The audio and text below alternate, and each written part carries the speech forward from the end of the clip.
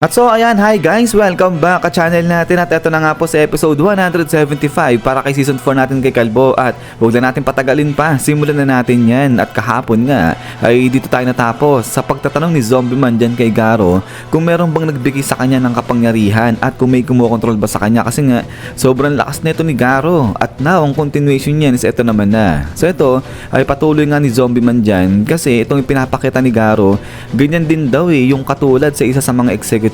So referring kay Homeless Emperor dahil nagtataglay din daw si Homeless Emperor ng kapangyarihan ng parang katulad sa Diyos at it turns out na Diyos nga talaga yung nagbigay sa kanya noon at kinokontrol si Homeless Emperor. But din ito nga salita na ito si Flashy sabi niya nga dyan na pamilyar yung sinasabi na ito ni Zombie Man kasi nabanggit nga raw din niya ni Blast. But din ito nga ngayon biglang tumawa rito ito si Garo at ito nga ngayon sabay biglang toto ng tawa ito si Garo sabi niya nga dyan na nagbibiro ba?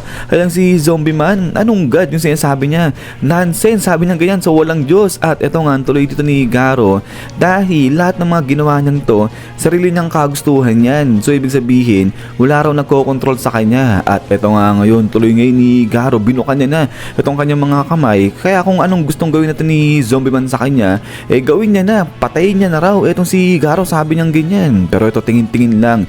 Itong si Zombie Man dyan kay Garo. At ito nga ngayon, sa loob-loob ni Zombie Man habang nakatingin kay Garo, itong lalaki na to, ayaw niya na mabuhay, sabi niyang ganyan. So ito tahimik lang dyan. Itong si Saitama, batin maya-maya pa, ito nga biglang sumugod na. Ito si Ame Mask, sabi niya nga dyan, sige, kung ayan pala yung gustong mangyari ni Garo, di siya na yung gagawa niya, tatapusin niya na raw, papatayin niya na. Ayang si Garo, sabi niyang ganyan. Batin maya-maya pa, ito nga, biglang may kumakaripas ng takbo rito. At ito nga ngayon, labas na. Ito si Batang Tarayo natin. So talon siya rito. Diyan kay Ame Mask, sabi na nga dyan, tumigil ka. At eto nga ngayon, napatingin na agulat. Etong sila Garo, etong sila Waganma, at eto nga si King, parang nag-alala siya. Diyan kay Tareyo. At now, eto nga ngayon, sigaw-sigaw talaga. Etong si Tareyo, so yun, napatigil yung mga heroes. At sabi niya nga dyan, ang sasama ng ugali ng mga heroes na to dahil inaaway ro nila, ginugulpi nila etong si Garo. Kung totoong mga heroes daw sila, dapat hindi nila ginagawa yan. At eto nga ngayon, talagang todo iyak yan, iyak na iyak Itong si Tareyo, sabi niya nga dyan na itong si kuya niya, yan talaga yung tunay na hero kasi lagi siya dumarating para nga iligtas itong si Tareyo at ilang beses niya na nga raw ginawa yan. So kaya nga ito habang umiyak dito, itong si Tareyo, sabi niya nga dyan kay Garo, kuya tumakbo ka na, sabi niya ganyan. So grabe, nililigtas si Tareyo, itong si Garo sa kamay ng mga heroes. But din suddenly, eto nga, biglang may naalala itong si King at eto nga yung time na kung saan nag-request sa kanya itong si Tareyo na kung pwede puntahan ni King yung kanyang si kuya dahil ayun nga raw yung nagligtas sa kanya. At ang eto nga tuloy nga ni Tareyo, huwag raw magiging masama itong si King dun kay kuya niya. At eto nga ngayon, tingin-tingin si King dyan kay Garo, sabay sabi niya nga rito, eto ba yun? Eto ba yung tinutukoy ni Tareyo na kuya-kuya niya? At eto nga ngayon, biglang balik rito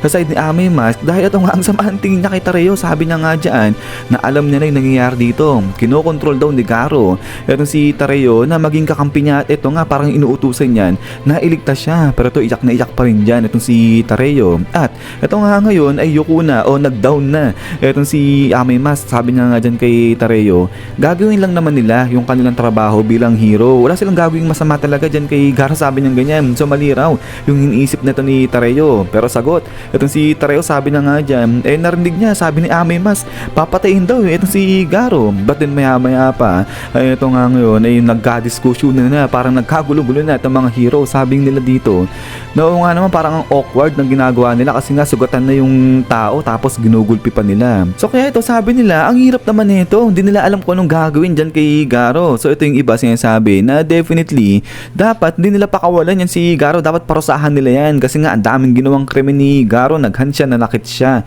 ng mga heroes. Pero sa kabilang banda ay mali naman daw itong kanilang ginagawa. At ito nga habang nagkakadiskusyonan dito itong mga heroes natin, maya maya napatigil sila dahil may nakarinig sila rito, nagpagkalakas-lakas na tunog at eto nga ngayon ayun si King biglang nangitim na, naglabas ng masamang aura dito. Etong si King at eto nga pinawis na rito etong mga heroes natin at eto nga ngayon nagalit.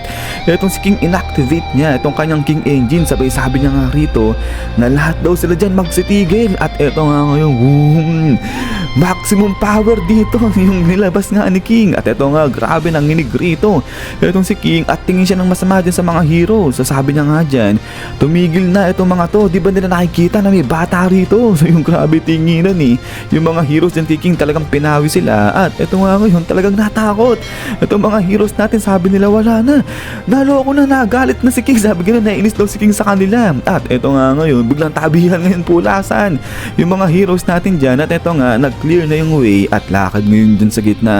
Etong si King pupuntahan niya etong si Garo, but then eto nga ngayon biglang tinawag siya rito ni Amay Mask, pero yun tingin ng masama rin etong si King kay Amay Mask yung first time napatahimik niya dyan ito si Amay Mask. So tahimik dyan tingin na lang yung nagawa ni Amay Mask dyan nga kay King at so eto ngayon lapit na si King dyan kay Tareo sa kay Garo, pero yun yung mga mata nga rito ni Tareo ay parang nangungusap habang nakatingin dyan kay King. So parang nagtitiwala etong si Tareo dyan kay King na wala siyang gagawing masama laban dito kay Garo, but then suddenly eto nga biglang nag-step forward na rin etong si Silverfang at tinawag na ngayon etong si Garo at eto nga ngayon sabi ni Silverfang hindi niya hayaan na itapon lang basta-basta ni Garo yung kanyang buhay. So ngayon kung may ginawa raw masama etong si Garo sa mga tao, ang gawin niya bumawi raw siya kahit 10 beses o kahit na 100 beses pa yung gawing pagbawi ni Garo sa sangkatauhan sa pamamagitan naman ng pagliligtas sa mga buhay nito. But then eto nga ngayon biglang pasok na rin dito sa eksena etong si Saitama, lapit na rin siya dyan kala Garo, sabi niya nga dyan na tama yung sinasabi ni Silverfang kasi kung sa bagay dyan naman daw talaga magaling si Garo, yung absolute evil sa pagliligtas ng buhay ng maraming tao. At eto nga ngayon tuloy pa ni Saitama na nagawalan daw ng lahat na ipakita kay Garo kung ano talaga yung totoong siya, kung ano talaga siya. At eto nga tingin-tingin lang dyan ito si Garo kay Saitama, but then eto nga biglang salita na ito si Garo, medyo napayuko na siya sabi niya nga dyan, ibig sabihin kung ganun ay hinahayaan nila na mabuhay eto si Garo. So kapag ganito ginawa nila sigurado pagsisihan daw nila ay ang decision nilang yan. But then ito nga ngayon salita pa etong si Saitama, sabi niya nga dyan na hindi siya magsisisi o hindi niya pagsisihan itong kanyang desisyon na hayaang mabuhay etong si Garo. At saka isa pa, hindi raw siya nakakakuha ng tsansa na magpasalamat dyan kay Garo. At ito nga naalala kasi ni Saitama yung time na binanatan ni Garo ayun sila Platinum at ayun nga pati si Evil Ocean Water at niligtas ayang sila Genos sa kapahamakan. So kaya nga sabi niya dyan, diba ikaw yung kayo nagligtas kala Genos kala King nung malapit na nga silang matapos nung papatayin sila ng mga halimaw. So kaya nga ito sabi ni Saitama, maraming salamat sa'yo Garo. At so ito ngayon sa kabilang banda si King talagang tingin-tingin dyan kay Saitama at ito naalala niya yung usapan nilang dalawa na ito ni Saitama bago pumunta etong si Kalbo doon kay Garo. At ito nga sabi rito na si King tinatanong niya etong si Saitama kung anong gagawin dyan kay Garo kasi nga ang lalae nung ginagawa kay Garo dyan. So sagot etong si Saitama, sabi niya nga dyan ang gawin nila tuparin ni King yung kanyang pangako dyan kay Tareo na yun nga yung tutulungan niya ayang si Garo. At saka isa pa, kung maaalala daw nito ni King, diba etong si Garo yung nagligtas sa kanila sa kapahamakan nung malapit na nga siyang mamatay. At eto nga ngayon balik na rito ngayon kay Garo at ngiti-ngiti na si Garo. Sabi niya nga dyan na talagang nakakairita daw etong si Kalbo, sabi niya ganyan, but then suddenly boom, dito biglang talon dyan, biglang naglaho etong si Garo. So yun nagulat dito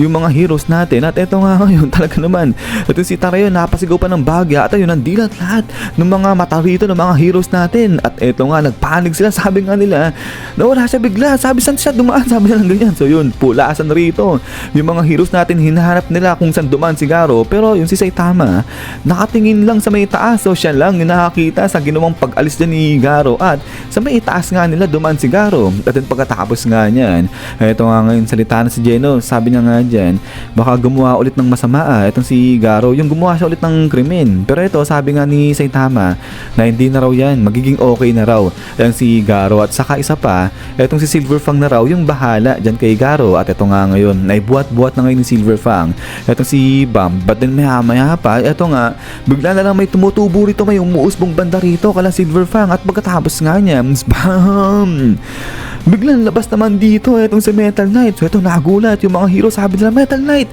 nandito ka. At ito ngayon salita na itong si Metal Knight at sabi niya nga rito na tapos na, wala na yung threat, sabi niyang ganyan. At ito nga ngayon yung ginagawa ngayon ni Metal Bat dito, nagpakawala na siya nito nung parang pagkarami-rami, parang kala mo mga spaceship o mga drones yata nito ni Metal Knight. At ito nga sabi ni Metal Knight, itong kanyang chip na ginawa ay na-suppress na yung nuclear attack at ngayon ay nagpapatuloy siya sa pag-remove naman dun sa iba pang mga radioactive na nagsikalat. So parang ito yata yung ginagawa ng mga spaceship niya o mga drones na dyan, parang finifilter niya o tinatanggal nga nila dito yung mga radioactive. At ito nga ngayon tuloy ni Metal Knight na base sa kanyang readings, yung mga heroes natin dito lahat sila na poison ng radioactive. So kaya kailangan nilang mag-undergo ng testing at saka ng decontamination. At ito nga ngayon biglang napaatras itong mga heroes natin, pinawi sila kasi kala mo pag-eksperimentuhan pa sila ni Metal Knight. But then pagkatapos nga nito ay biglang talo na dito sa side nila Saitama. At ito nga hihinga-hinga na ito si Kalbo. So ito sabi ni Genos, bakit daw?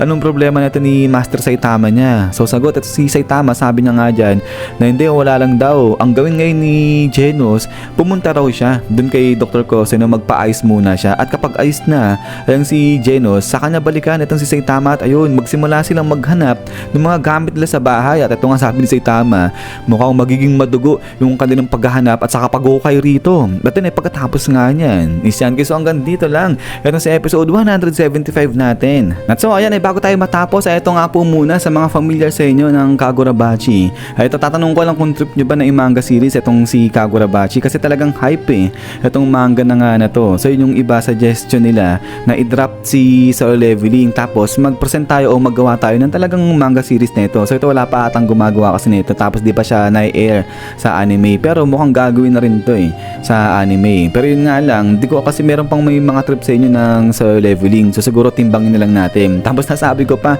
na next week gagawin natin si Black Clover. So ayan, so siguro kayo guys tulungan nyo mag-decide kung anong gagawin natin. Tapos sa mga nagre-request ng Hunter natin, ayan, definitely gagawin talaga natin yan. Di ko kakalimutan si Hunter kasi dyan po ako nagsimula year 2016 o 17 ako nagsimula ng Hunter. Pero yun nga guys, ay ulit ay maraming salamat sa panonood dito sa channel natin. At huwag kayo mag-alala kasi itong si Kalbo natin, ito tuloy-tuloy natin to hanggang maabot natin yung pinaka-latest nga na chapter nito. So ayan, so lagi mag-ingat. God bless niyo lahat at kita-kits tayo ulit.